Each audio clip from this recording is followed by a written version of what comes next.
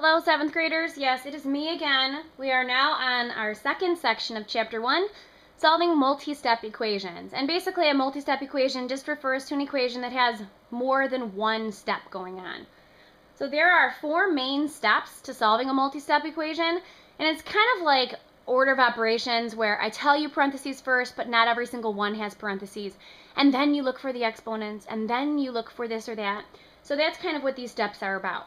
So for number 1, the first thing you should do is if you see parentheses, you should use the distributive property to get rid of them. Second thing, after the parentheses are gone, then look on either side of the equal sign and see if you have any like terms and combine them. Step number 3, get the variable term alone, meaning the variable along with its coefficient if it has one. And you can just use those equality properties that we learned about before, addition, subtraction, multiplication, division. Whatever you do to one side, do to the other. And the last thing you'll have to do is solve the remaining one step using those same equality properties. So let's try a few. The first 4 I give you are basically 2-step equations, but again, I don't use as friendly of numbers as I used in Unit 0. So here we go. Step 1 says to get rid of parentheses. We don't have any. Step 2 says to combine like terms. Well, those are not like terms because the 15 doesn't have an x and 24 is all by itself. So that one's out. Step 3, get the variable term alone. Yes, so this 1.5x, that's the variable term. It's the variable along with its coefficient. That means I need to get rid of this 15 first. It's being added. To get rid of it, I'm going to add the negative version of it or subtract it. Same thing. Those cancel out. I have 1.5x left. And 24 plus negative 15 is, of course, 9. And the last step, solve the one step. So 1.5 is being multiplied by x. In order to undo that, we will divide each side. Remember not to change the signs on these. When you divide a number by itself, that's when you get 1, and I want a positive 1. If I would have divided by a negative 1.5, I'd have a negative x. Not what we want. Nobody wants negative x's, let me tell you. All right. When you take 9 divided by 1.5, you can do it the old-fashioned way, like that, and we'd move our decimal over and move our decimal over, and 15 goes into 96 nice even times. So x would equal 6. To check it, get your calculator, type in 1.5 times 6 plus 15, enter, and 24 will come out. So use your calculators to check these. You should check every single one, especially when it's a test. All right, next, this is one of those where, yes, I really think you should do keep change so that you can see this is a negative 3z. So there aren't any parentheses. There aren't any like terms on either side. That means step 1, I want my variable term alone. I'm adding a 1 to it. That means I can either subtract 1 or add a negative 1, whatever floats your boat. Negative 3z is left, not 3z. And 7 plus negative 1 is 6. To get rid of the coefficient of z, I will divide by negative 3, and z equals negative 2. And again, go back, plug it in, you'll see that it works. Okay, here's another one here. Oop, there's a fraction. Again, fractions are our friends. Don't be frightened. There is my variable term. I want this negative 9 that's being added to go away, so I will add a positive 9 because those make a 0 pair. And now I'm left with 1/2 x. Negative 25 plus 9 is negative 16. Now I want the 1/2 to go away.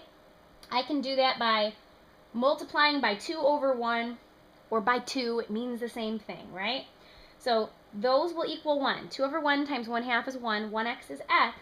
And negative 16 times 2 is negative 32. Ba-bam. Okay. One more 2-step here. I'm going to add the opposite. There are no parentheses. There are no like terms because this 24 does not have a b.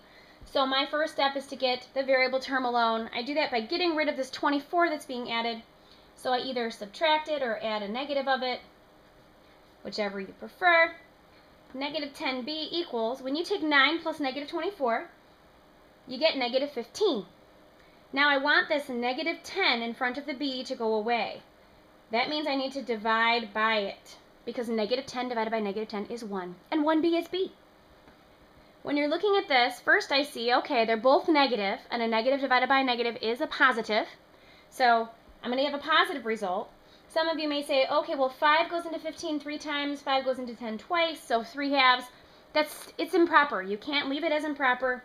Remember that 3 halves, 2 goes into 3 once. There's 1 left over out of 2. So B should be equal to 1 and 1/2, or 1.5 if you prefer to write it that way. Okay, now let's look at some newer ones that actually do fit into the first 2 steps of what we have on the other side with your little checklist. I'm going to draw my line. I'm going to change all my signs first off. Okay, there aren't any parentheses in step 1, but there are like terms, step 2. So we're going to combine our like terms. And remember, like terms are the ones that share the same letter. So 8x and negative 6x match. All you have to do to combine like terms is add their coefficient. 8 plus negative 6 is 2. That means I have 2 x's. I still have that negative 25 being added, and that equals 35. At this point, these are just like the 4 examples we did. I want the variable term alone. To get it by itself, I would add a positive 25, because that's how we get those to cancel out. 2 x's left, and when you take a negative 35 plus positive 25, you get negative 10. Now I just need this 2 to go away that's being multiplied by the x, so I will divide it by itself, because that equals 1, and 1x is x, and negative 10 divided by 2 is negative 5. To check these, in your calculator you can type in 8 times negative 5, minus 6 times negative 5, minus 25, enter, and it will say negative 35. I know it will because I've already checked all of my work. I just don't want you to be watching 3 hours of video.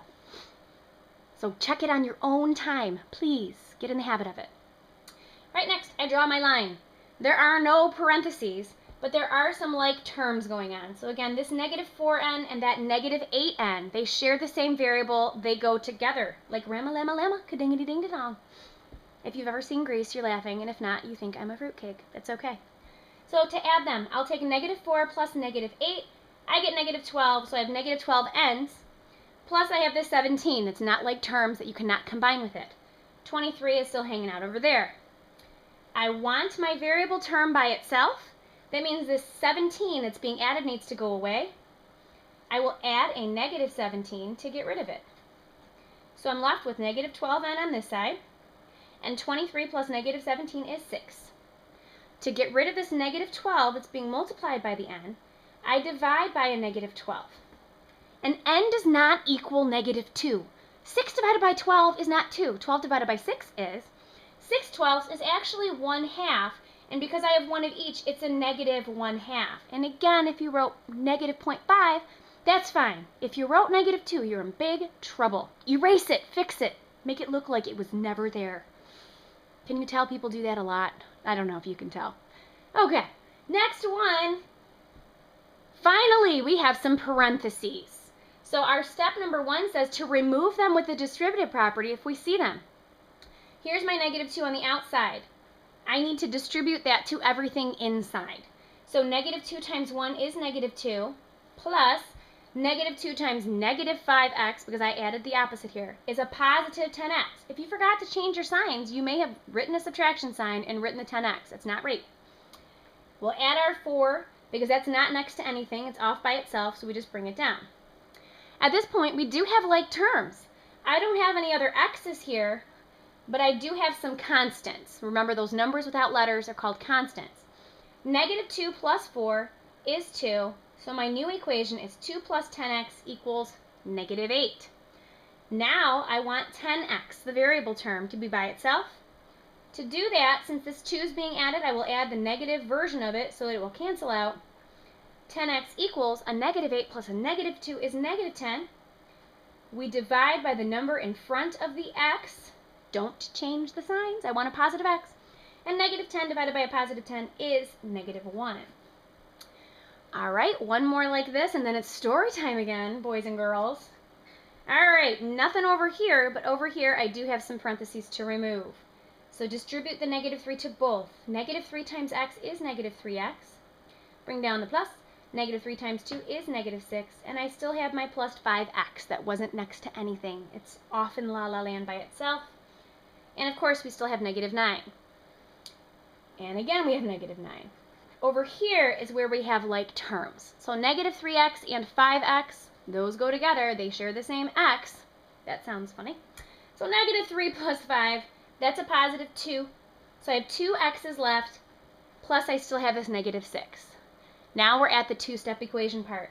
You want that by itself. So to get rid of this negative 6 that's being added, I'm going to add a positive 6 because those make a 0 pair. 2x is equal to negative 9 plus 6 is negative 3.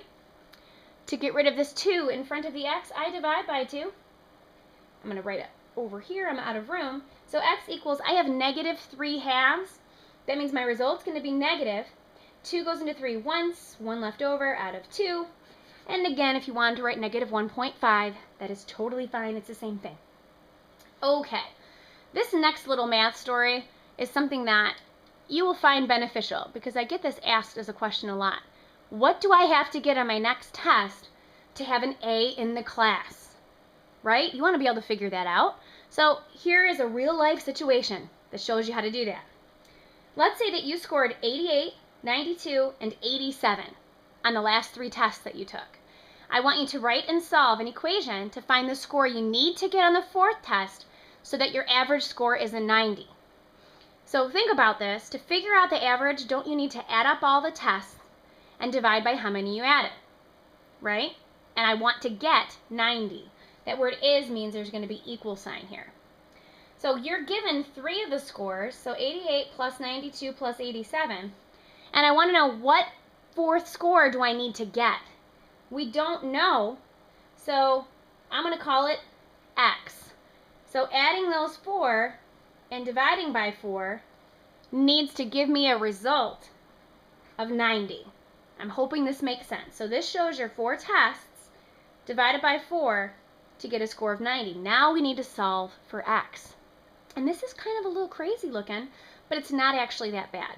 Whenever you see fractional anything, you have to solve the top and bottom separately from one another. So the very first thing you should do is figure this out. And we have some like terms. You can take the 88 plus the 92 plus the 87. And when you do all that, you end up getting, I'll just tell you, unless you want to type it in, you can type it in really quick. You get 267. Now this plus x I can't do anything with. It doesn't go with the rest. It's not like terms. And I still have that over 4 to equal 90. So it looks a little bit better. Okay, now I need this 267 to go away, and I need this 4 to go away. And I'm sure that you've noticed with equations, you're kind of doing everything backwards, right? Order of operations says that you would multiply and divide, and then you would add and subtract as the very last thing. So what I want you to do here is kind of think about that. I want this dividing by 4 to go away first. Whenever you have an opportunity to get rid of a denominator in an equation like this, do it. And remember, all you have to do to get rid of a denominator is multiply by it. That will allow it to cross cancel, just like any other equation. So when you do that, you end up with 267 plus x over 1, which is 267 plus x. And then over here, you need to multiply that 90 by 4 as well. When you take 90 by 4, multiply by 4, you get 360. So again, what I did here was I combined like terms up top. I got rid of my denominator by multiplying each side by it. That allows me to cross cancel. Now I have a 1 step. Thank goodness. So I want x by itself. That means I want 267 to go away. So I will add a negative 267 or subtract 267, however you want to look at it. And x equals, when you take 360 minus 267 or plus negative 267, you get 93. So that means in order to have a 90% average, you would need to get a 93 on that 4th test. You are done. I'll see you tomorrow.